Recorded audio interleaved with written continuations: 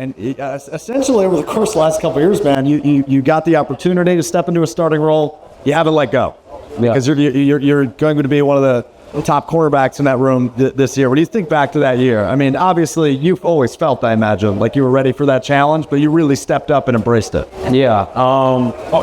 You know, it's really about opportunity and taking advantage of it. So when I went, basically, you know, with the injuries happening, kind of, you know, I had an opportunity to show what I knew I always had. And there's also, like I said, the 7th-round chip that I kind of carried around as well, show that that wasn't who I was, and I always went out there to prove. And also, you know, I line up against, you know, $100 million receivers and stuff like that. So definitely some extra motivation right there, you know, to show that I can hang with the best of the bus. So yeah. Athletes are so unique, because you're always going to find things to motivate yourself, right? Like you just mentioned, like, oh, that's a $100 million receiver, I got to step my game up to that. Yeah. Is that just how you're wired, right? You got to find different things that motivate you in a different way? Yeah, I've always been a super competitor. This has been my thing.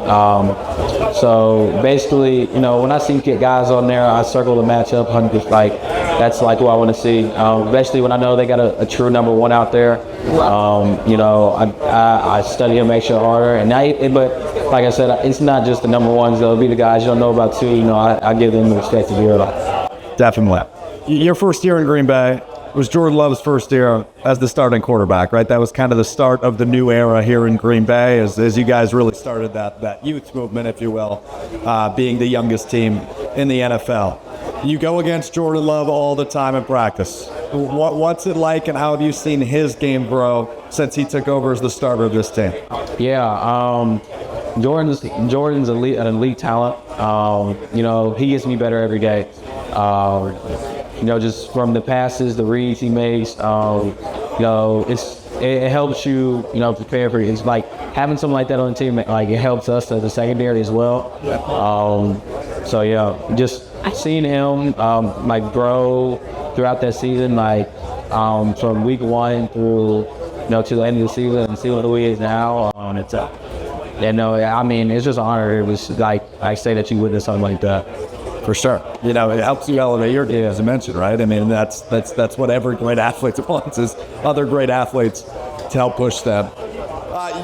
You like the Jawjack a little bit, right? A little bit of a trash talker? 100%. Yeah. No, I don't start it. I never do. But, you know, it'd be like the little thing. I guess I'm not a hothead, but like I got a short fuse. I try to keep everything calm and collected, but when I feel some type of disrespect, then, you know, that's when I kind of start. So give us an example of some type of disrespect. Like, is it a certain shove? Is it a certain motion at the line of scrimmage? Like, what makes you tick when you go, all right, I got to start jawjacking this guy. I got to put it back in his place? I mean, I guess, you know, prime example, we played somebody in the division. Not gonna say who, but well, we can use names. Nah, I ain't gonna use no names. But he bumped into me a little. I started yapping and didn't even initiate it. And then, you know, that's something, like, I'm the one, like, once you start me, all my friends know that I just don't stop. So, and then it gets worse, because when you want to chill out, I'm still not gonna chill out. So that's just how I am. So yeah. You seem like a very calm guy. 100%. But very calm, collective. Once the pads go on, I'm a different person. 100%. 100%. It's honestly kind of scary what people say. My friends don't understand it sometimes. They're like, you do not act like this in front of us. But it's just different. It's just, like I said, it's the competitive nature of me. And it's just how I'm wired. It's just kind of a, you know, when you step on the football field, it's a different world. It's like almost like, you know, Carrington's not here. It's someone else. You know what I'm saying? So yeah. Flip that switch. Yeah, you got to flip the switch for sure. We were talking about something, you know, before we jumped on stage here, and I just think it's fascinating because there's connections for you, and it's one of the biggest stories of the NFL draft weekend. So Liam Cohn is the new head coach of the Jacksonville Jaguars. For sure. He was the offensive coordinator when you were at Kentucky. Yeah. They traded up last night, and they drafted somebody that plays your position, but also plays the position you guard. Yeah. In Travis Hunter, who's going to go both ways in the NFL. We've never really seen a guy like this, and obviously tremendous athlete, tremendous talent, but it tends to go both ways in the league, wants to play both positions. Going to be a little bit different than college, but what do you make of the Travis Hunter situation as he ends up in Jacksonville with a guy you know well, Liam Cohen? Yeah, I mean, I feel like it's a good situation for him. I know Liam real well. Been in the system that he's been in. Been around him, know how he thinks and stuff like that. So I feel like I understand it. I get it. I see the vision.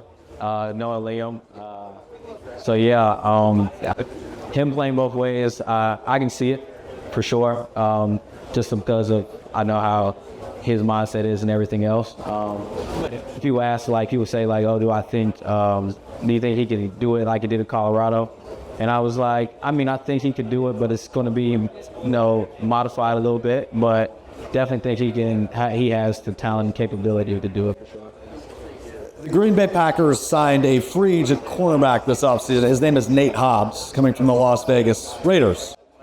Carrington, you know Nate Hobbs, if I'm not mistaken. You guys work out together? Yeah, I know. So me and Nate have been working out with each other since I've been in high school, so towards the end of high school. So me have a stream trainer. We work out in Louisville.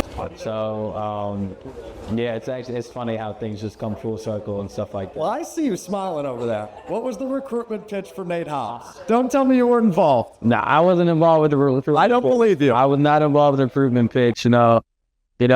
I might have told him one time, come up here, and freeze with me a little bit, but I didn't have no recruitment pitch, So okay, let's do a couple rapid fires here. So, visiting NFL stadium you love to play in?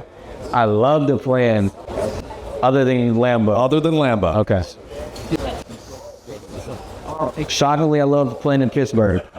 Okay. I like the the hostility, the hostile environment they have. I just feel like it's gritty. And you can feel it within their fan base, within how the organization. So I feel like either Pittsburgh was definitely one of my favorite, or Seattle. Seattle. And that's got a nice win there a couple months ago. And the only reason why I say that is because I got my first pick there. So I love Seattle. Love that. How about NFL city you don't so much like visiting? Chicago. Good answer. Yeah. I don't like going to the Bears stadium. How do we feel about the Bears here? I'm just curious. Okay, good. Yeah. Definitely agree with that. Favorite teammate to cover in practice? You see, that's hard. Because they're all a little bit different. All a little bit different. So it depends on I guess, depends who I would say is kind of similar in which way of who we play, and who has kind of those similar movements. So prime example, if I give the example, I would say if I was going against Devontae Adams or something like that, I would probably want to go a match up against Wicks that week just to see something similar, just to get my mind right or something like that, something similar. That it's hard to put a pinpoint on just one of them. I hear you on that. They do this tradition in Green Bay every year during training camp, and you may not have known this until your rookie year, where you ride bicycles. Do you remember that moment where you walked in and you're like, what is going on here? Yeah. Also, I walked in there and I walked outside. It was like, yeah, we ride bikes. That's your fault. I'm like, what? I'm like, we're riding bikes. They were like, yeah, the rookies got to ride bikes. But then I didn't realize it was how big it was really. And so I thought it was kind of a rookie hazing thing. The rookies got to ride a bike. But just to hear the history behind it now and get on someone's bike and make it their day, it's actually really cool. And being the only team in the NFL to do something like this, I mean, why not ride somebody's bike to make somebody's day for sure? You mentioned rookie hazing. Did anything happen to you rookie year? No, I never had. I mean, I had to do push-ups.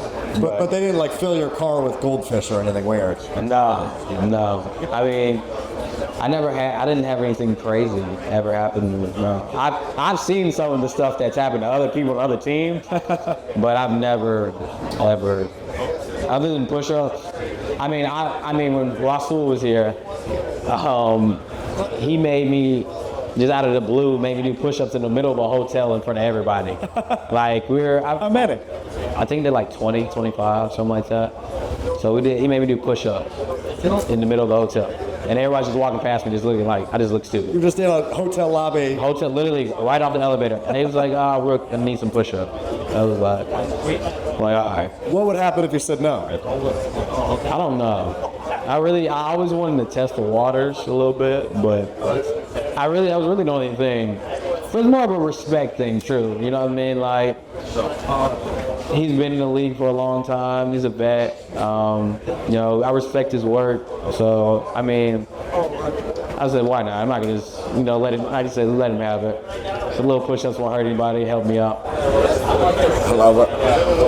Xavier McKinney added to that defensive backfield last year under your new defensive coordinator, Jeff Hafley. I feel like you would agree with me when I say last year it seems, especially in the defensive backfield, things got taken to the next level. Fair assessment? Yeah, 100%. Just with X coming in, and then also obviously having a guy like X in the middle of the field definitely helps. Helps the corners. Also, you have to game plan around someone like him for sure. And with the addition to Half, just another play style he wants to come in with. Just the expectations he had for us is be more ball aware. Started in training. I really started in OTAs really like right when he got here, and like obviously it's just you can see like we were one of the top teams in takeaways this year. So it's just a testament of like it's just a style of how we play. You guys are still the youngest team in the league. Why is that so important, and why does it work so well? I mean, we're youthful. Obviously, we got the joints and ligaments. We got the youth. We still. No, I'm joking. I don't know. I just us being young and we all click. We all are close. We all have different. We all have relationships together. It's our locker room is no hostility. It's everyone's here for each other. I've obviously this is the only locker room I've been in, but I've definitely heard this different other places. But just just the chemistry that the team has, and even when like I said last year, being my second year, and we had a bunch of new rookies come in, and they were young guys. It's just kind of like they just fit in with us. You know what I mean? Just that it's the relationship aspect. It's funny because I was talking to one of my friends, and I'm like, when you find out someone similar your age, or y'all like close in age, and y'all talk with each other. I feel like it's just natural. Y'all relate to more things. Y'all want to go do like things, instead of like, and no disrespect to anybody who's older, but someone who's older or anything, you feel like it's maybe like a little hard to come tour that person or something like that. You got to find, things to try to connect really. Young people, tend to do the same things, you know what I'm saying? So just from off the field aspects as well. You like the game, right? You do some Twitch streaming? Yeah, I definitely do some Twitch streaming. I'm a big gamer. I mean, I love Green Bay. So it's not too much to do around here, but it's peaceful, so I like it. But I picked up, me and Green Bay helped me pick up streaming, so yeah. So how'd you get started in that, and what drives you to continue to do it? Yeah, well, one, I like playing video games. Two, my personality. So I've always heard from multiple people, like, bro, you got a crazy, like, your personality is like one of one. Like, no one has a personality like you. You have to figure out a way to get yourself out there. Me being me, I'm just myself. Like, I just walk around, I act like myself.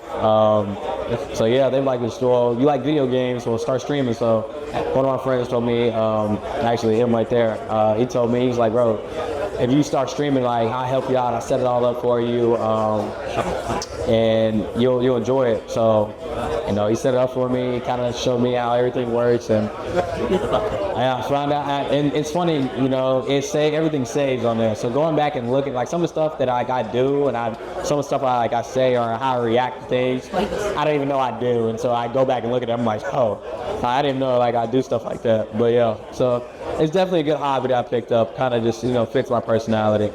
Shout out to D-Rob. Yeah, shout out to D-Rob, man. Good job, everybody give a hand for D-Rob. Yeah. So you're now former teammate A.J. Dillon. He was also a streamer. I assume you're probably not playing the farm simulator game he was playing. Yeah, nah, he definitely has that farm simulator. He definitely not. That one's not really my speed. I'm more of a 2K type of guy. Shockingly, I don't play Madden for real. After playing NCAA, I stopped playing Madden. Wait, hold on. So I'm a weird guy, as you probably learned as we get to know each other more. It's like a lifelong dream of mine to play myself in a video game. Okay.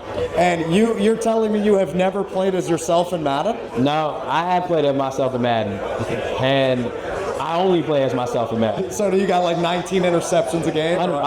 Somehow I end up in the post somewhere, or I end up blitzing when I'm not supposed to.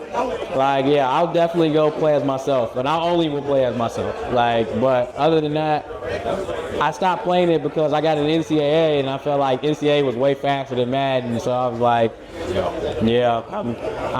that's the only. I really don't play Madden anymore. I play 2K. It's funny. We get Madden for free. So I got a buddy that plays for the Knicks. His name's Miles McBride. And I don't. So we end up trading. So I get a code for Madden, and he gets a code for 2K, and he doesn't play 2K, and I don't play Madden, so we just flip-flop for free. So yeah. A couple more minutes with Packers quarterback Carrington Valentine here at the Tundra Trio. So you mentioned before you grew up in Cincinnati, and you grew up a pretty big baseball fan, if I'm not mistaken. Yeah, I like going to baseball games. I like the atmosphere of baseball games. It's like the Reds. The Reds weren't good when I was younger. They still aren't very good. Yeah, some things don't change in Cincinnati. But Carrington, last year you had the opportunity to throw out a first pitch at a Brewers game. I did, and I think they won that game. I'm almost positive. I'm not sure. I'm not going to fact check you on Don't that. fact check me. We'll just say they won. They didn't say they won. You're good luck. But how did the first pitch go? Was it a strike? Was it a ball? Did you bounce it? I think I threw a strike. It made it there.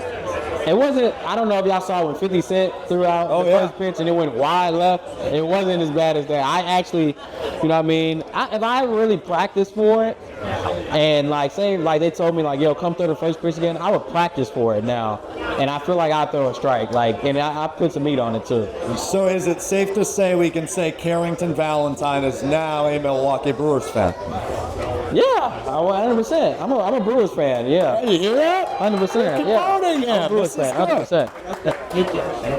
What? I like the Brewers. I like the stadium of the Brewers. I think it's awesome. I've only been to a Reds game before, so coming and seeing what the Brewers stadium is like and stuff like that. It's dope. I thought I was family field. Yeah. Yeah. I was like, yeah, this is dope. This is a dope place. It's cool. As we inch closer and closer to training camp and eventually the season, I know it's just spring, but it's going to come fast. You know it. You actually said to me before this, you said, man, time's flying. I said, yeah, you're 23. You're getting old. Yeah, I'm getting old. Yeah, getting real old at 23. What are you working on your game most this offseason? Yeah, I've been crafting my body, trying to stay healthy, obviously. That's my thing. Also just, I've been studying new ways, to figure out a way to get more interceptions as well. Be a better playmaker, really. That's my big thing, going into the next year, is be a playmaker, be someone that can get the offense with the ball back, and, really we get more, they get the offense to punt the ball too, on the contrary of that one. So yeah, just different ways to watch film. Obviously, we got some guys in the division as well that that I want to dominate as well. So I can't wait. I don't want to end on a super serious note, but it's a question that I think everybody's wondering. At the end of this season, your general manager preached urgency and said it's time that we start competing for championships. I assume you have the goal of winning a championship. 100%. Is this team ready to win a Super Bowl in 2025? 100%. I definitely believe we're ready. It's long overdue. Just like I said, I feel like, you know, like I said, us as an organization, as us in the locker room, we know what we want, and I feel like, you know, like, why not now? Why not now?